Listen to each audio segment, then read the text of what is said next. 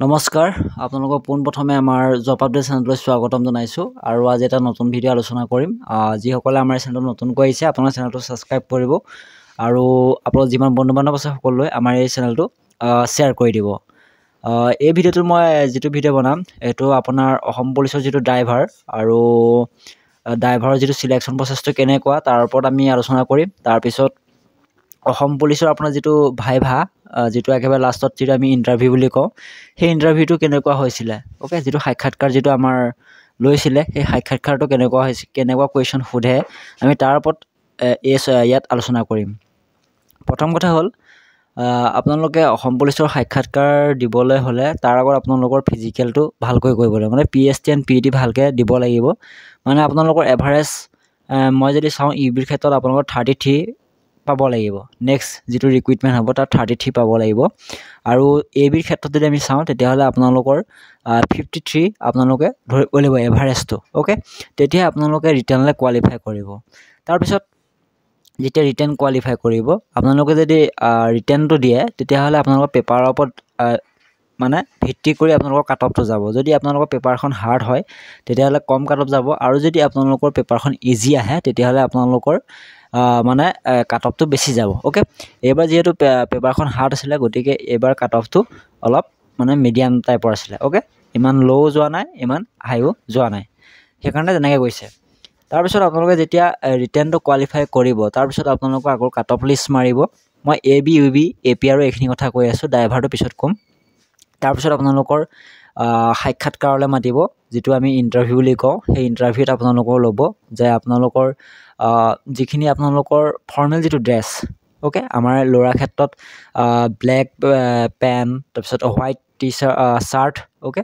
তাৰপিছত আপোনালোকৰ জোতা আমাৰ যিটো ব্লেক কালাৰ যিটো জোতা আছে সেই জোতা তাৰপিছত আপোনালোকৰ এইবোৰ ঘড়ী চড়ি লগাই নগ'লেও হয় এইবোৰ ইমান ইম্পৰ্টেণ্ট নাই ঘড়ীটো ইমান মেটাৰ নকৰে তাত তাৰপিছত আপোনাৰ ধুনীয়াকৈ চুলিৰ যিটো কাটিং চুলিটো একদম ধুনীয়াকৈ বৰ লেতেৰা পেতেৰা নহয় এইবোৰ দাড়ি চাৰিবিলাক ভালকৈ কাটিব লাগিব সেইখিনি হোৱাৰ পিছত আপোনালোকে যেতিয়া যাব তাত আপোনালোকে কেনেকৈ যেতিয়া এজন ৰুমত বহি থাকিব তিনিজনকৈ বহি থাকিব ওকে তাৰপিছত তিনিজন যেতিয়া বহি থাকিব আপুনি কেনেকৈ সোমাব লাগে যদি আপোনালোকে গম পায় যে মৰ্ণিং টাইমতে হৈ যাব ক্লিয়াৰ হৈ যাব আপোনালোকে প্ৰথমে ক'লে যে মই সোমাব পাৰোঁ তাৰপিছত তেওঁলোকে ক'ব আহা তাৰপিছত ক'ব বহক তুমি তাৰ আগতে ক'বা good morning sir good morning ma'am এগৰাকী লেডি থাকে দুজন ছাৰ থাকে ওকে তাৰপিছত তুমি ধুনীয়াকৈ কোৱাৰ পিছত তোমাৰ কি বুলি কয় তাৰপিছত কৈছোঁ থেংক ইউ বুলি ক'ব যেতিয়া বহিবলৈ ক'ব থেংক ইউ ক'ব লাগিব তাৰপিছত তেওঁলোকে সুধিব নামটো তোমাৰ এড্ৰেছ কোৱা ধুনীয়াকৈ ক'লা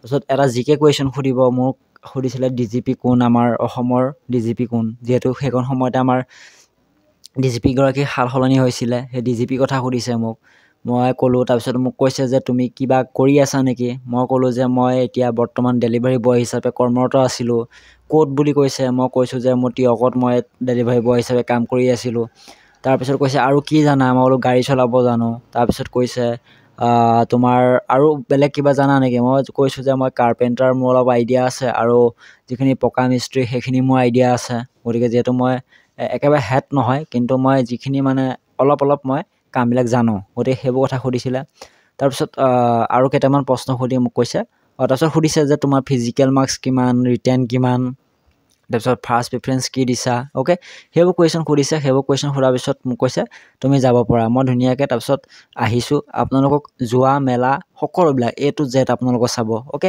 অকল ড্ৰেছ পেলাছ বুলি নহয় আপুনি কেনেকৈ আহিছে কেনেকৈ গৈছে আপুনি চকীখন কেনেকৈ হেৰি কৰিছে মানে ধুনীয়াকৈ থৈছে চব মানে A to Z ওকে সকলোবিলাক আপোনাক চাব তেতিয়াহে আপুনি মানে ইণ্টাৰভিউটো আপুনি ক্লিয়াৰ কৰিব ওকে এইখিনি হ'ল AB UB AP আৰু এই প্ৰচেছটো তাৰপিছত মই এতিয়া ক'লোঁ যে ড্ৰাইভাৰটো ফিজিকেলটো যিহেতু গম পায় কাট অফটো কম যায় ড্ৰাইভাৰৰ তাৰপিছত আকৌ আপোনালোকৰ ড্ৰাইভাৰ যেতিয়া ফিজিকেলটো মাৰিব কাট অফ মৰাৰ পিছত আপোনালোকে স্কিল টেষ্ট দিব লাগিব মই দিব গৈছোঁ স্কিল টেষ্ট তাত আমি এটা ৰুমত আমি 10টা ল'ৰা আছিলোঁ 10টা ল'ৰাৰ ভিতৰত আমি 2টা ল'ৰা পাছ কৰিছোঁ ওকে ভাইভাত 2টা ল'ৰা পাছ কৰিছোঁ 10টা ল'ৰাৰ ভিতৰত 2টা ল'ৰা পাছ কৰিছোঁ আমাৰ যোৰহাটৰ কলবাৰী বুলি কয় তাত মিচিং সম্প্ৰদায়ৰ ল'ৰা এজন আৰু মই পাছ কৰিছোঁ ওকে এই দুজন ল'ৰা আমি ভাইভাত পাছ কৰিছোঁ ভাইভাত মানে 8জনে ফেইল কৰাইছে।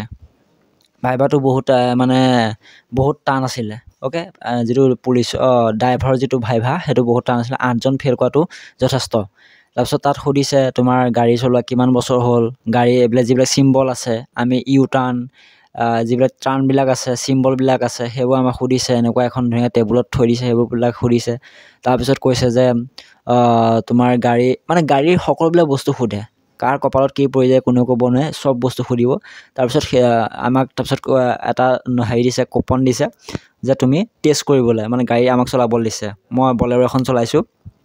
তাৰপিছত আমাৰ দুজন পাছ কৰিছিলোঁ আমাৰ গ্ৰুপটোৰ, তাৰে এজন মানে সি টেষ্টত ওলাইছে, পিছত মইহে পাছ কৰিছোঁ। অ'কে, 10জনৰ ভিতৰত মানে এজন পাছ কৰিছে, 9জন ফেইল কৰিছে। কিমান মানে কম্পিটিশ্যন হ'বলৈ গৈ আছে। ড্ৰাইভাৰ বুলি এনেই এইটো ড্ৰাইভাৰহে, ড্ৰাইভাৰ পোজে, সেইবোৰ কথা ক'ব নালাগে। ড্ৰাইভাৰ হ'বলৈও ইমান মানে পুলিচৰ ড্ৰাইভাৰ হ'বলৈও আপোনাৰ কৈছোঁ নহয় বহুত দম থাকিব লাগিব, তেতিয়া আপুনি পাবগৈ, গম পালে। গতিকে ড্ৰাইভাৰ বুলি এনেকৈ মানুহক তেনেকৈ নক'ব। অ'কে, তাৰপিছত সেইখিনি স্কিল টেষ্ট দিয়াৰ পিছত আকৌ আপোনালোকে ৰিটাৰ্ণ বহিব লাগিব ড্ৰাইভাৰৰ কাৰণে। ৰিটাৰ্ণৰ পিছত আপোনালোকৰ ভাইভা, এই গোটেইখিনি ভাইভাখিনি একেলগে হ'ব। অ'কে, এই ভাইভাত একেখিনি কুৱেশ্যন, যিখিনি কুৱেশ্যন আৰু একেখিনিয়ে সোধে, খালি ড্ৰাইভাৰ যেনিবা 2টা ইণ্টাৰভিউ দিবলগীয়া হয়। অ'কে, এটা আপোনাৰ গাড়ী চলোৱাৰ আগত যিটো ইণ্টাৰভিউ দিবলৈ 5 মাৰ্কছ পায়, সেই ইণ্টাৰভিউটো দিলেহে আপোনালোকে আকৌ গাড়ীখন চলাব পাব, মানে স্কিলটো গাড়ী চলাই দেখাব লাগিব। অ'কে, আপুনি পাহাৰত চলাব লাগিব, এঢলীয়া ৰাস্তাত চলাব লাগিব। তাত যদি আপোনাৰ চব চাব, আপুনি ছিগনেল লাইট দিছে নে নাই, ছিট বেল্ট মাৰিছে নাই মৰা, আপুনি হেণ্ড ব্ৰেকডাল আপুনি কি কৰিছে, তেনেকৈ লৈ গৈছে নেকি, সকলোবিলাক। আৰু আপুনি বেক কৰোঁতে আপুনি পাছলৈ মূৰ ঘূৰাইছে নেকি, এইবোৰ সকলোবিলাক চাই তেওঁলোকে পইণ্ট দিয়ে। অ'কে, তেনেকৈ আপুনি কোৱালিফাই কৰিব। সেইটো হৈছে আমাৰ ড্ৰাইভাৰৰ মানে হেৰিটো, যিটো ভাইভাৰ টেষ্টটো তেনেকৈ দিব লাগিব। এতিয়া যিসকলে গাড়ী ড্ৰাইভাৰৰ পোষ্ট দিম বুলি ভাবিছে, তেওঁলোকে গাড়ীখন অন্ততঃ চলাই থাকক। অ'কে, গাড়ীখন চলাই থাকক। আৰু নিজৰ ঘৰত যদি গাড়ী আছে তেতিয়াতো ভালেই কথা, বেলেগ একো কমেই নাই। মই 5,500 মান মই পইচা দি মই গাড়ী শিকিছোঁ। অ'কে, নিজৰ ঘৰত যিহেতু গাড়ী নাছিলে 4চকীয়া। চ' যিসকলে আছে ভালকৈ প্ৰিপেৰেশ্যন কৰক। চাকৰি আৰু কি, ড্ৰাইভাৰ পুলিচ বুলিও কথা নাই। গতিকে চাকৰি এটা লাগে আমাৰ লেখীয়া মিডিল ক্লাছ ফেমিলিৰ কাৰণে। গতিকে কোনেও এইবোৰ ড্ৰাইভাৰ বুলি কাকো ইগন'ৰ কৰিব নালাগে। অ'কে, ড্ৰাইভাৰ পোষ্টটো পাবলৈও বহুত টান। আমাৰ লগৰ ল'ৰাই সিহঁতি ফৰেষ্টত কৰি আছে, ড্ৰাইভাৰ পোষ্ট তাতে ড্ৰাইভাৰ কৰি আছে, কিন্তু পুলিচৰ ড্ৰাইভাৰ দিব আহিছে, সিহঁতি ফেইল কৰিছে ভাইভাত। সেই তেনেকৈ ঘূৰি গৈছে। গতিকে ইমান সহজ নহয়। অ'কে, ভিডিঅ'টো ইমানেই। আপোনাৰ যিমান বন্ধু বান্ধৱ আছে সকলোৱে ভিডিঅ'টো শ্বেয়াৰ কৰি দিব। ধন্যবাদ।